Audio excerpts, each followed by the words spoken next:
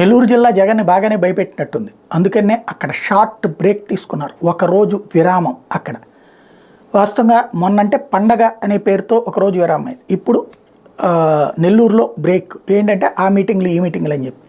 ప్రాక్టికల్గా నాకు అర్థమవుతున్న అంశం ఏంటంటే, క్రిందటిసారి రాయలసీమ జిల్లాలో ఫుల్ హవా, 49 గెలిచారు. 3 చంద్రబాబు, బాలకృష్ణ, పయ్యావుల కేసు తప్పించి ఇంకెవరు గెలవాలి. ఈ దఫా కూడా ఆ ధైర్యం దాదాపుగా ఉన్నట్టుంది. నెల్లూరు క్రిందటిసారి 10కి 10 స్వీప్ చేసినటువంటి పరిస్థితి ఉమ్మడి నెల్లూరు జిల్లా.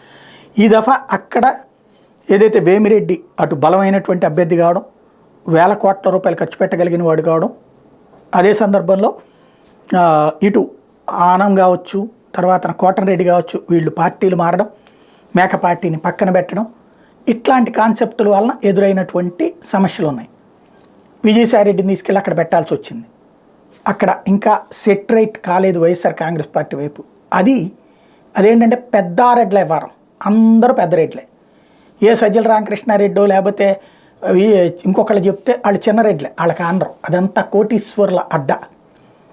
ఆ బ్యాచీని కన్విన్స్ చేయాలంటే ఒక అడుగు తగ్గినో, ఒక అడుగు గట్టిగా చెప్పినో, అంటే తన అధికారాన్ని ఉపయోగిస్తూ చెప్పినో, ఒక నాయకుడి హోదాలో చెప్తే జగన్ మాట వినే అవకాశం ఉంటుంది. అందుకని కూర్చుని సెటరైట్ చేసే పని చేస్తున్నట్టు నాకైతే అనిపిస్తోంది.